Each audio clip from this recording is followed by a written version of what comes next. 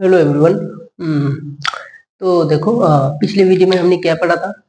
Coulomb's law पढ़ा था, उसको वेक्टर फॉर्म पढ़ा था। फिर कूलम्ब्स लॉ को अप्लाई करके ट्रायंगल के किसी भी एक पॉइंट के चार्ज पॉइंट पर रिजल्टेंट फोर्स और रेक्टेंगल भी हमने पढ़ लिया था। स्क्वायर, किसी स्क्वायर के किसी भी वर्टिसेस पर अगर कोई चार्ज हो, उस चार्ज पे रिजल्टेंट फोर्स कितना होगा वो हमने निकालना सीख लिया था। अच्छा, तो आज क्या पढ़ेंगे? आज हम पढ़ेंगे इलेक्ट्रिक फील्ड। इस इलेक्ट्रिक फील्ड किसे कहते हैं, और इसके बाद इलेक्ट्रिक फील्ड से भी प्रॉब्लम करेंगे। पहले कंटिन्यूअस डिस्ट्रीब्यूशन के से कुछ करेंगे, फिर डिस्कस करेंगे, थोड़ा उल्टा चलेंगे। तो स्टार्ट करते हैं। देखो, तो आज जो पढ़ेंगे क्या, what is electric field intensity और इलेक्ट्रिक फील्ड स्ट्रेंथ। तो क्या है, देखो, इलेक्ट्रिक फील्ड इंटेंसिटी और इलेक्ट्रिक फील्ड स्ट्रेंथ। तो क्या है यहाँ पर electric field intensity at a point is defined as the force exerted on a unit positive charge placed at that point। तो एक क्या बोलना चाहता है, देखो, what is electric field intensity. अच्छा, क्या है, देखो, अगर स्पेस में लेट्स से यहाँ पर कैपिटल क्यू चार्ज है और यहाँ पर स्मॉल क्यू चार्ज है and the distance between them is R. अगर ऐसा है तो क्या होगा? अगर दो क्या है, सिमिलर चार्ज, लाइक चार्ज है, तो क्या होगा? दोनों रिपल्शन होगा। तो रिपल्शन क्या होगा? F इज इक्वल टू क्या होगा according to Coulomb's law? Q1 Q2 divided by R square. This is the force of repulsion between this two charges. Clear? अच्छा, अब क्या बोला, देखो, इलेक्ट्रिक फील्ड इंटेंसिटी क्या है। अच्छा, तो अगर मैं यहाँ पर लिखता हूँ, लेट्स से यहाँ पर एक चार्ज है Q, ठीक। तो अगर मैं इस क्यू चार्ज की वजह से पी पॉइंट पर कितना इलेक्ट्रिक फील्ड स्ट्रेंथ होगा और कितना इलेक्ट्रिक फील्ड इंटेंसिटी होगा मैं देखना चाहता हूं। तो क्या करना होगा? पी पॉइंट पर एक यूनिट पॉजिटिव चार्ज हमें इमेजिन करना होगा, ठीक। तो डिस्टेंस कितना है? आर। क्लियर? अच्छा, तो इस क्यू और इस क्यू की वजह से इस यूनिट पॉजिटिव चार्ज पर which is placed at a distance R from this point कितनी फोर्स होगा? वही होगा इस पॉइंट की इलेक्ट्रिक फील्ड स्ट्रेंथ। तो अकॉर्डिंग टू कूलम्ब्स लॉ इस दोनों के बीच में फोर्स कितना होगा? F इज इक्वल टू कितना होगा? K Q into 1 divided by R square. यही तो होगा इस दोनों के बीच का फोर्स। इसका मतलब क्या है? इसका मतलब यह है कि पॉजिटिव यूनिट पॉजिटिव चार्ज इस पर इतना फोर्स लगा रहा है, और सिमिलरली प्लस क्यू चार्ज भी यूनिट पॉजिटिव चार्ज पर इतना ही फोर्स लगा रहा है, ठीक है। तो हम कंसीडर में क्या लेंगे? हम इसके वजह से यहाँ पर फोर्स देखने चाहते हैं।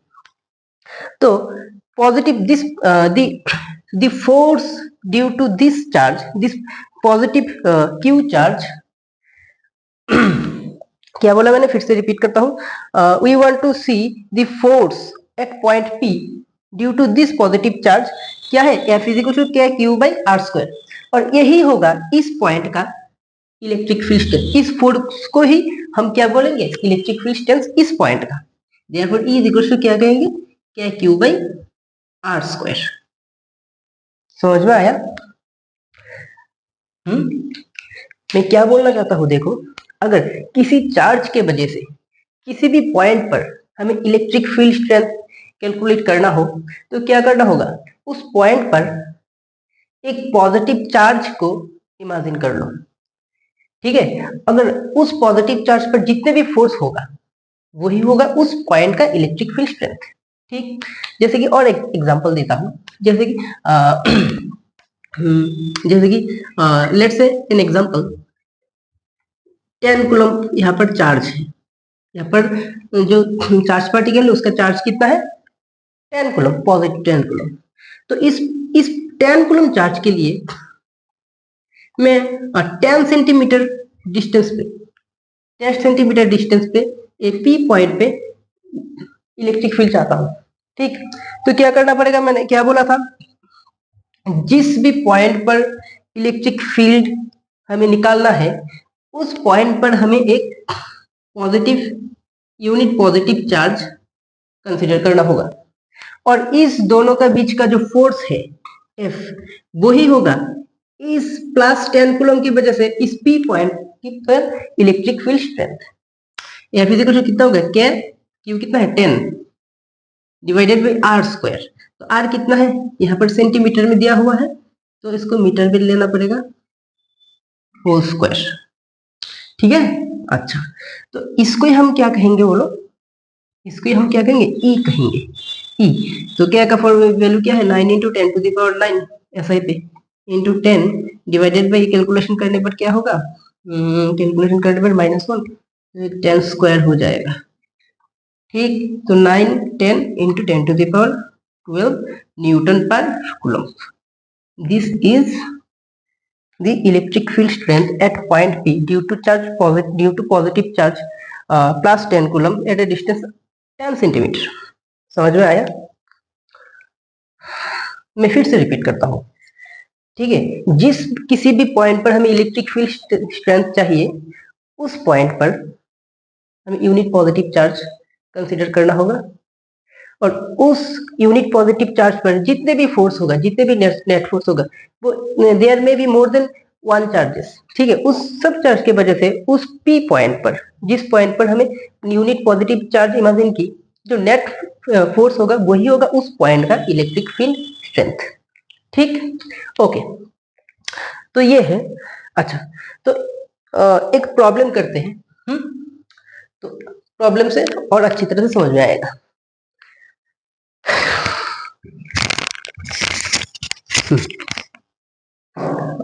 अच्छा, प्रॉब्लम करने से पहले एक रिलेशन हम यहां से निकालते हैं, रिलेशन। देखो क्या है रिलेशन, देखो एक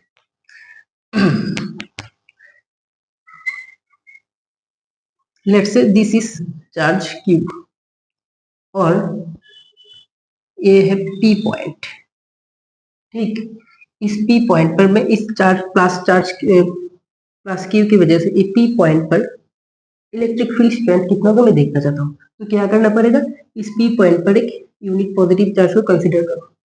तो यहाँ पर जो फोर्स होगा इसको हम क्या कहेंगे, इलेक्ट्रिक फील्ड स्ट्रेंथ E से डिनोट करेंगे। E इज इक्वल टू कितना होगा, क्या होगा, के Q1 Q2, के Q1 Q2, और जो डिस्टेंस होगा क्या होगा, डिवाइडेड बाई आर स्क्वायर। ठीक, this is equation number 1। Clear? अच्छा, मैं वही कॉन्फ़िगरेशन फिर से कंसीडर करता हूँ। ठीक, देखो ये है कैपिटल Q और ये है R डिस्टेंस पर। अब मैं यहाँ पर यूनिट पॉजिटिव चार्ज को ना लेके स्मॉल q चार्ज यहाँ पर कंसीडर करता हूँ।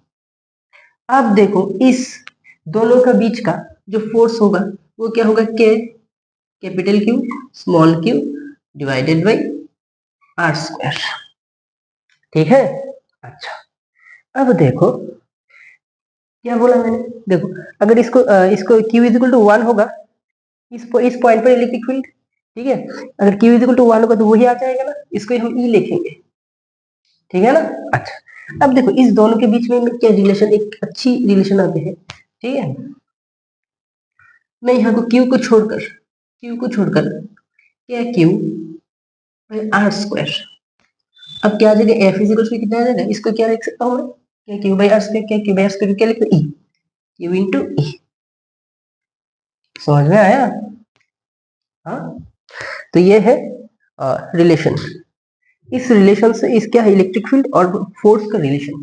ठीक है, अगर देखो Q इक्वल टू 1 हो जाएगा, if we take Q a unit positive charge, then force F is equal to कितना हो जाएगा, E। यहाँ से भी समझ में आ रहा है क्या? अच्छा, तो अब इसको क्या लिखते हैं, अब इसको इलेक्ट्रिक फील्ड का लिखते हैं यूनिट एंड डायमेंशन। यूनिट तो क्या पड़ा, F is equal to Q into E। तो यहाँ से E कितना आ जाएगा, F बाई Q। F कितना है, और F कितना है बोलो, F तो न्यूटन। और क्या है, तो इलेक्ट्रिक फील्ड का जो यूनिट होगा क्या होगा, Newton per coulomb, Newton per coulomb. और डायमेंशन क्या आ जाएगा, डायमेंशन, न्यूटन तो फोर्स का है, ठीक है, फोर्स का क्या है, फोर्स का जो dimension M L T to the power -2, और कूलम चार्ज की इक्वल टू आई टी, तो M L T to the power -c I to the power -1। This is the dimension of electric field intensity और electric field strength. समझ में आया ना। एक problem करते हैं अभी, और अच्छी तरह से समझ में आएगा। ठीक, एक ही करूंगा प्रॉब्लम, इसके बाद में कंटिन्यूअस डिस्ट्रीब्यूशन ऑफ चार्जेस करूंगा, इसके बाद फिर से मैं डिस्क्रीट कराऊंगा। ठीक है, थोड़ा सा उल्टा चलेंगे। तो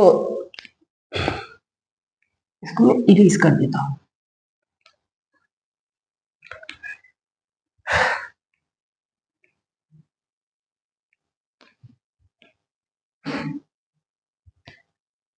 देखो, अगर क्वेश्चन ऐसा है, इसको भी मैं,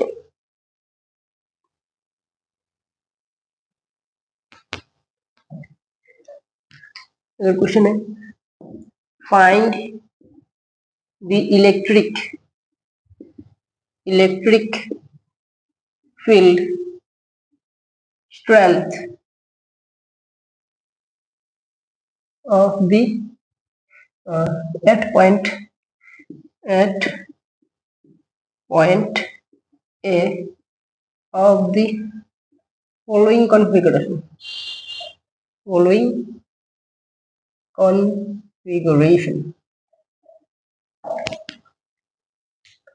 यहाँ पर एक मैं ट्राइंगल कंसीडर करता हूँ। This is a triangle,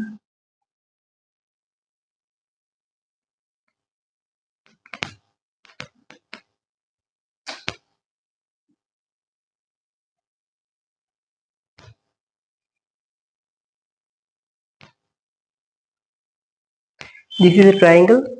let यहाँ पर ए पॉइंट पर, अच्छा ए पॉइंट पर हमें निकलना पड़ेगा। दिस इज ए पॉइंट है, और यहाँ पर मैं बी को -क्यू ले लेता हूँ, और सी को हम प्लस क्यू लेते हैं। ठीक, और ये इक्विलेटरल ट्राइंगल है, इक्विलेटरल ट्राइंगल, तो साइड लेंथ कितना हो जाएगा, ए, लेट से ए। कहां पर निकालना होगा, we have to calculate electrical intensity at point A.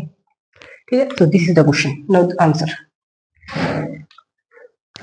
Diagram यहाँ पर ड्रॉ करता हूँ, डायग्राम देखो।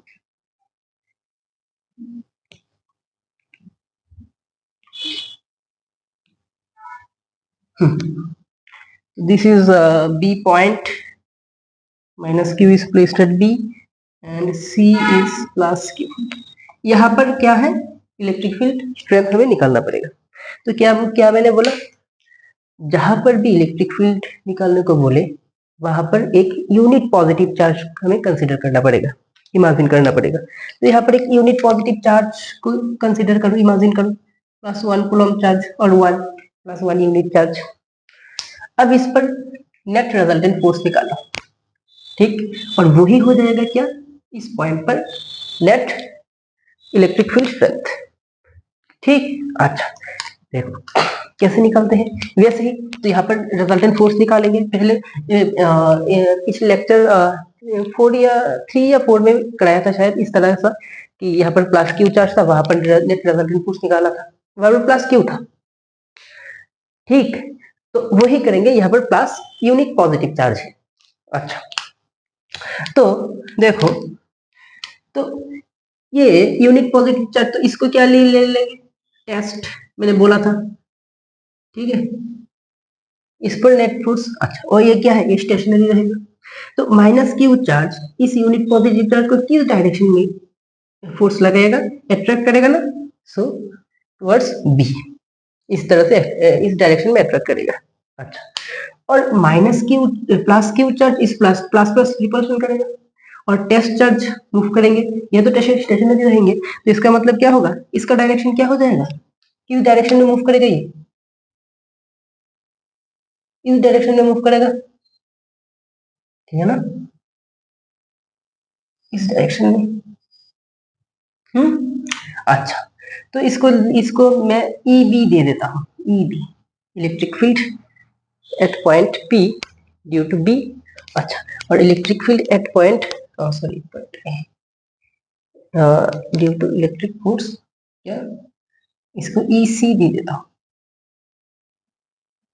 ठीक, अब तो वही कैलकुलेशन वाला पार्ट आ गया। तो ये एक वेक्टर, ये वेक्टर, इसके इस बीच का एंगल कितना है, 120 डिग्री। कैसे 120 डिग्री, कैसे 120 degree, equilateral triangle, so this angle is 60 degree, this angle is also 60 degree, ये भी कितना है, 60 डिग्री।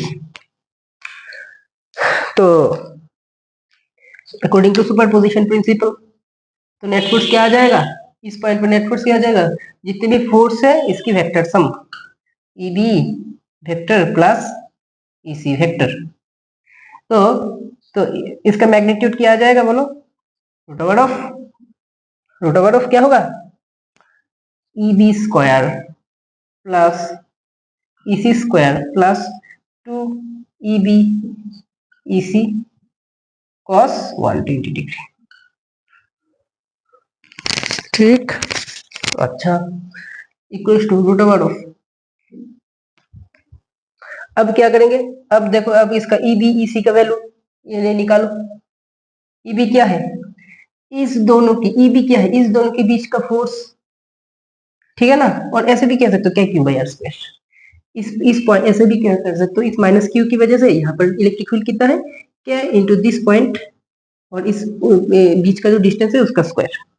अच्छा, तो ई बी, तो ये ई बी क्या होगा, और ऐसे भी निकाल सकते हो, ठीक है, कि इस दोनों के माइनस क्यू और प्लस यूनिट पॉजिटिव चार्ज के बीच के जो फोर्स, क्या है, Q1 Q2 divided by R square, क्या है, Q1 Q2 divided by R square, distance कितना है, ए स्क्वायर।